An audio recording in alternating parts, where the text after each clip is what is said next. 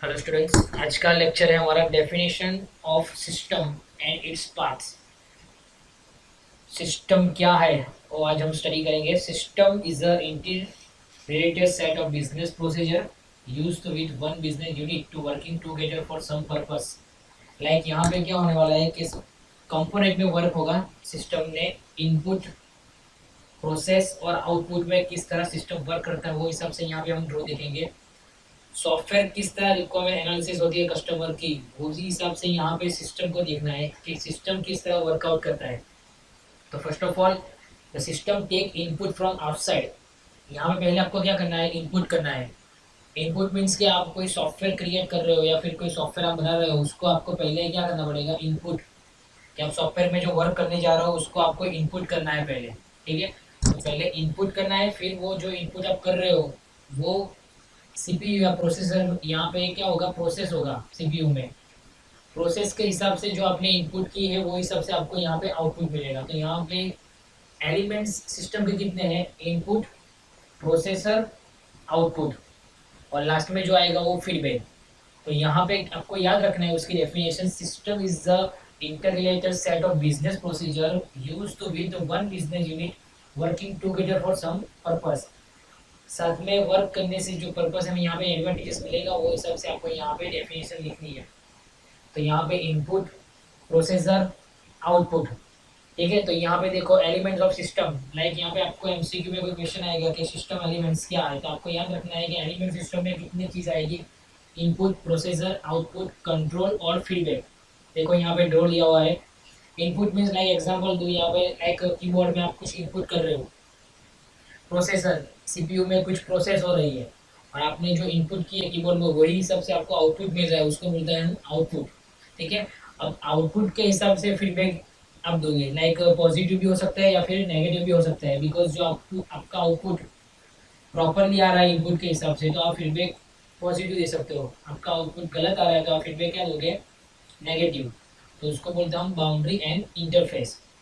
ठीक है, ये पूरा का पूरा स्ट्रक्चर जो है उसको बोलते हैं एनवायरमेंट।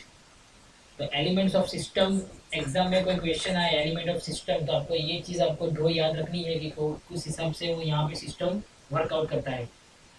ठीक है, अब यहाँ पे सम कंपोनेंट्स है, इंटरनेट कंपोनेंट, बाउंड्री, ये सब चीज़ है जो उसका मीनिंग क्या है वो आपको मैं दिखा दूँ। First of all components.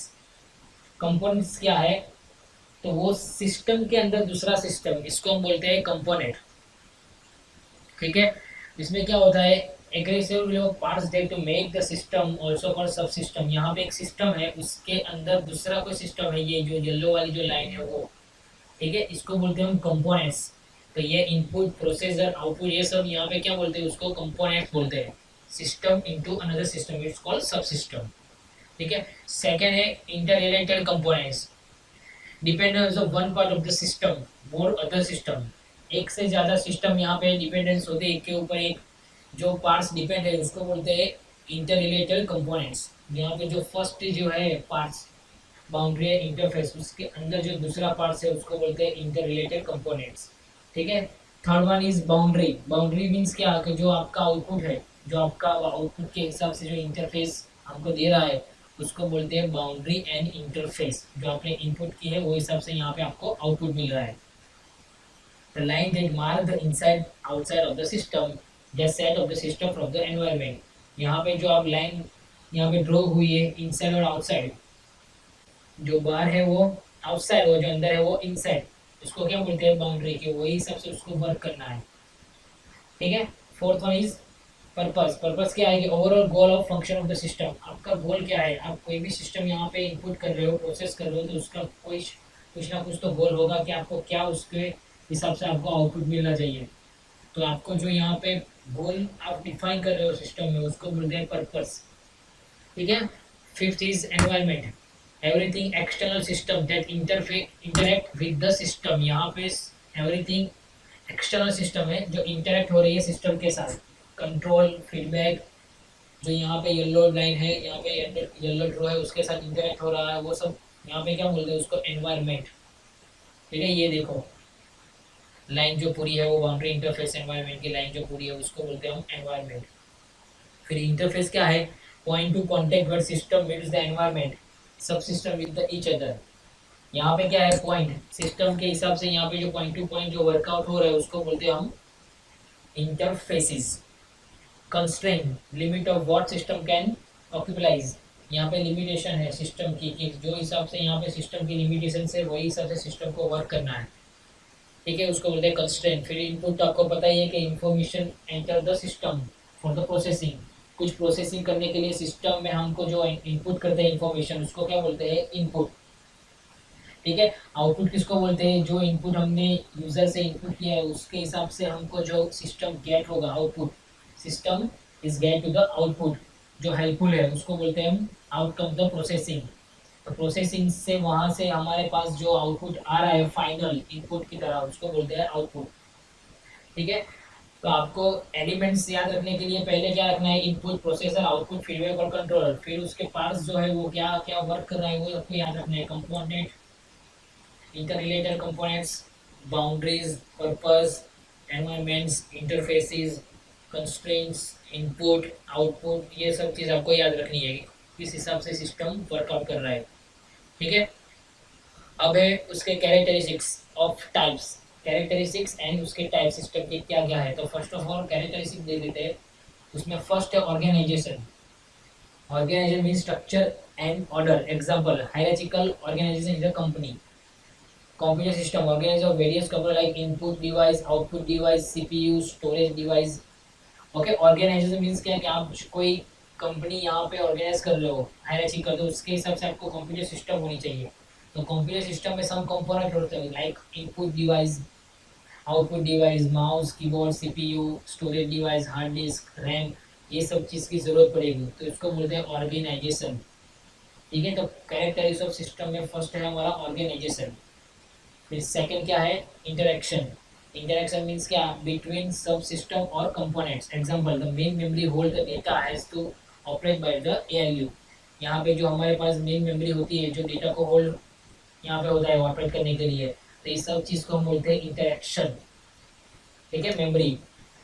फिर है interdependency, means component leakage and component dependency. यहाँ पे जितने भी वर्क हमने यहाँ पे डेटा एंटर किया है, इम्प्लीमेंट करना हो डेटा को, यहाँ पे स्टोरेज करना हो, तो ये सब चीज़ यहाँ पे कंपोनेंट डिपेंडेंसी में आएगी। इंटीग्रेशन में क्या है कि how to sub system are try to together achieve the system objective. यहाँ पे सिस्टम किस तरह अचीव होगा ऑब्जेक्टिव सब सिस्टम में, इसको बोलते हैं integration. Central objective should be known as the earlier phase of analysis means designing. यहाँ पे सेंट्रल ऑब्जेक्टिव क्या बोलते हैं, एनालिसिस मीन्स डिजाइन, कि हम सिस्टम को किस तरह डिजाइन करते हैं।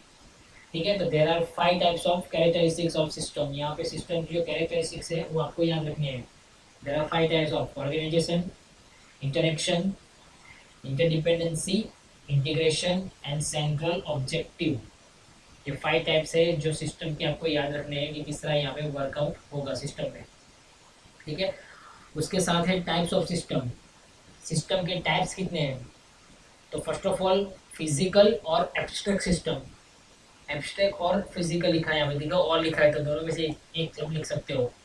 तो फिजिकल सिस्टम क्या है, तो टेंजिबल एंटिटीज लाइक स्टैटिक और dynamic nature. Desk and chair are the static parts. यहाँ पे जो हमारा डेस्क है, हमारा चेयर है, उसको हम बोलते हैं स्टैटिक पार्ट्स, जिसको हम छू सकते हैं, जिसको हम टच कर सकते हैं, उसको बोलते हैं physical system. Like programs, data, application can change according the user needs. User की जो रिक्वायरमेंट है उस इसके हिसाब से आप एप्लीकेशन को चेंज कर रहे हो, उसके डेटा, उसके प्रोग्राम्स, इसको बोलते हैं हम physical system. Abstract system are conceptual means it's not a physical entities, उसको आप छू नहीं सकते। इसमें भी formula represent of model of real system. ठीक है, वो एक फॉर्मूला है एब्स्ट्रैक्ट सिस्टम जो रिप्रेजेंट हो रही है रियल सिस्टम, उसको आप छू नहीं सकते, वो अपने हिसाब से वर्कआउट कर रहा है। तो फिजिकल और एब्स्ट्रैक्ट में आपको याद रखना है, physical means desk, chair, study part जो उसको हम छू सकते हैं, और एब्स्ट्रैक्ट मीन्स जिसको हम छू नहीं सकते, this is not of physical entities. ठीक है, तो first is physical and abstract system. Second is open close system. Open system has many interface with environment, can also adopt the changing the environmental condition, can receive input from, deliver output from observer system. Open system means कि आगे पहले से उसको पता है कि output क्या आने वाला है, क्या इनपुट कर रहे हो, क्या प्रोसेस होने वाली, क्या आउटपुट आने वाला है, क्या डिलीवर होने वाला है आउटसाइड द सिस्टम, उसको पहले से ही पता है, उसको बोलते हैं ओपन सिस्टम। ठीक है। क्लोज सिस्टम क्या है? System that do not interact with environment. Close system exist in the conceptual only. यहाँ पे आपको पता नहीं है आप इनपुट कर रहे हो पर आपका आउटपुट क्या आएगा, यहाँ पे आपको पता नहीं है, उसको बोलते हैं क्लोज सिस्टम। ओपन में क्या है कि ऑलरेडी आपको पता ही है कि आप जो इनपुट करें उसका आंसर वही आने वाला है, उसका आउटपुट वही आने वाला है, उसको बोलते हैं ओपन सिस्टम। क्लोज सिस्टम में क्या है, यहाँ पे आपको आउटपुट पता नहीं चलेगा by the outside the processor. तो इस हिसाब से आपको क्लोज सिस्टम में उसको याद रखना है, एग्जिस्ट द कंसेप्ट ओनली। ठीक है। तो ये था उसका टाइप्स। तो elements of system, types of system, characteristics of system, ये सब चीज़ आपको याद रखनी है सिस्टम एंड इट्स पास। तो ये था हमारा first topic, definition of system. तो आपको ये याद रखना है, इनपुट, प्रोसेसर, आउटपुट और फीडबैक, और लास्ट में क्या आएगा, कंट्रोल। ठीक है। तो ये डेफिनेशन आपको याद रखनी है सिस्टम। तो ये था हमारा फर्स्ट कंसेप्ट। अब आ रहा है second question, system development life cycle, SDLC, software development life cycle. Last time हमने जो लाइफ साइकिल मीन्स मॉडल जो देखे थे, वाटरफॉल मॉडल, स्पाइरल मॉडल, ये सब चीज़ सॉफ्टवेयर डेवलपमेंट लाइफ साइकिल में ही यूज़ होने वाली है। तो आपको कोई क्वेश्चन आएगा कि व्हाट इज़ SDLC, तो आपको पता होना चाहिए कि सॉफ्टवेयर डेवलपमेंट लाइफ साइकिल क्या है। ओके। तो फर्स्ट उसमें यहाँ पे है what is SDLC and why we need them, how to select the right SDLC। ये हमारा एजेंडा है आज का। ठीक है। तो उसमें फर्स्ट व्हाट इज SDLC, तो ये रहा हमारा ड्रॉ कि SDLC है क्या। तो देखो यहाँ पे software development methodology, software development life cycle, software development process, software process, ये सब चीज़ यहाँ पे SDLC में यहाँ पे यूज होने वाली है। यहाँ पे उसका डिस्क्रिप्शन है, a framework that describe the activities perform और each stage of software development projects। यहाँ पे सारी की सारी एक्टिविटीज यहाँ पे परफॉर्म होगी, वो हिसाब से यहाँ पे फ्रेमवर्क यूज होने वाला है। SDLC is splitting the software development work into distinct phases, contain the activities with the intent of better planning and management। यहाँ पे कैसे सॉफ्टवेयर को बेटर प्लान और मैनेजमेंट कर सकते हैं वो चीज़ यहाँ पे हम देखने वाले हैं। SDLC aim to produce a high quality software that meets execute the customer expectation, reach a completion within time and cost estimate। यहाँ पे कस्टमर की एक्सपेक्टेशन क्या है, उसका कॉस्ट, टाइमिंग्स किस हिसाब से एस्टिमेट कर रहे हो, हर चीज़ यहाँ पे SDLC में हम यूज़ करने वाले हैं। ठीक है। तो हम देख लेते हैं यहाँ पे what is SDLC process models. SDLC models have been created by the software development expert, universities and standard organizations to solve the some repeated issues to enhance the other models। जो मॉडल में issues थे, ठीक है, वो यहाँ पे organise expert जो थे यूनिवर्सिटी के, वो यहाँ पे क्रिएट कर रहे हैं सॉफ्टवेयर डेवलपमेंट मॉडल को। इस तरह each process model follow the series step unique its type in order the success the process to software development. यहाँ पे स्टेप बाय स्टेप यहाँ पे टाइप्स का हम यूनिकली फॉलो करेंगे, वो हिसाब से यहाँ पे सॉफ्टवेयर किस तरह डेवलप होगा वो यहाँ पे हम देखेंगे। Why using the process model, यहाँ पे प्रोसेस मॉडल आपको क्यों यूज़ करना है, बिकॉज फर्स्ट प्रोजेक्ट प्लानिंग, यहाँ पे आप प्रोजेक्ट प्लानिंग कर रहे हो, बिकॉज आपका जो प्रोजेक्ट है उसको पहले आप यूज़ कर रहे हो, तो उसको पहले प्लानिंग करो किस तरह इस सॉफ्टवेयर को आपको क्रिएट करना है, कस्टमर की क्या रिक्वायरमेंट हो, इस सब से आपको पहले प्लानिंग करना है। व्हाट शुड बी और शुड नॉट बी बिल्ड, क्या उसमें बिल्ड करने है क्या बिल्ड नहीं करना है, वो चीज़ आपको यहाँ पे सेकंड में यूज़ करनी है। Define the terminologies activities and deliverable, यहाँ पे एक्टिविटीज आपको टर्मिनेट करनी है कि किस तरह यहाँ पे डिलीवर होगा। प्रॉपर डॉक्यूमेंटेशन आपको क्रिएट करना है। फिर यहाँ पे अलाइन प्रोजेक्ट प्रोसेस विजिबिलिटी और स्टेक होल्डर, जो लास्ट टाइम हमने अलाइन मॉडल देखा था वो हिसाब से। तो ये 5 टाइप्स है जो प्रोसेस मॉडल में हम यूज़ करने वाले हैं, वो हिसाब से आपको सॉफ्टवेयर क्रिएट करना है। तो किस तरह आप चॉइस करोगे, the right choice, we need to choice the right SDLC based on the project context. Improve customer alignment and relation, customer के साथ आपको अलाइनमेंट इंप्रूव करना है, रिलेशन इंप्रूव करना है, फर्स्ट हमारा स्टेप ये है। Second step development speed, time to market, market के हिसाब से आपको डेवलपमेंट रखना है कि किस हिसाब से आप स्पीड दे रहे हो, तो मार्केट के हिसाब से आपको टाइम मैनेजमेंट करना है। इंक्रीज द प्रोजेक्ट सक्सेस, किस तरह आपका प्रोजेक्ट सक्सेस रेशियो इंक्रीज होगा, वो आपका थर्ड स्टेप है कि प्रोजेक्ट को कैसे आपको सक्सेसली इंक्रीज करना है। फोर्थ, इम्प्रूव सॉफ्टवेयर क्वालिटीज, आपको सॉफ्टवेयर की क्वालिटी इंप्रूव करनी है। फिफ्थ, एलिमिनेट मैनेजमेंट ओवरहेड, के मैनेजमेंट किस तरह आपका ओवरहेड हो रहा है उसको एलिमिनेट करो। And six, decrease the implementation risk, यहाँ पे जितने भी रिस्क है उसको डिक्रीज करना है आपको।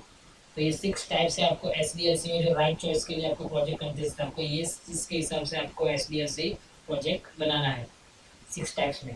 ठीक है, अब यहाँ पे है देखो कि किस तरह कस्टमर की रिक्वायरमेंट रहती है और किस तरह हम उसको वर्क करते हैं।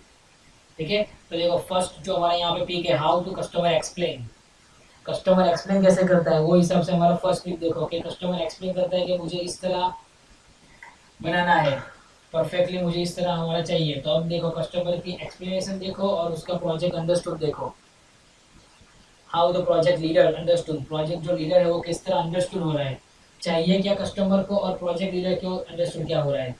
फिर हाउ द एनालिसिस डिजाइन, उसकी डिजाइन क्या हो रही है देखो। फिर how the developer integrate, developer को कुछ समझ में नहीं आ रहा है क्या करना है। Second third build. फिर how the project was documented, documentation क्या है, उसके पास कुछ डॉक्यूमेंटेशन है। How the business concern describe, business वाले जो उसको डिस्क्राइब करते हैं वो किस तरह डिस्क्राइब करते हैं। How the customer was build, customer को कितना बिल्ड चाहिए। हाउ इट्स वाज सपोर्टेड, उसमें कितना सपोर्टेड है। What the customer really need, और फाइनली उसको क्या चाहिए। तो ये फोटो के हिसाब से आपको पता हो जाना चाहिए कि कस्टमर की रिक्वायरमेंट क्या है, कस्टमर एक्सप्लेन क्या करता है, उसको चाहिए क्या।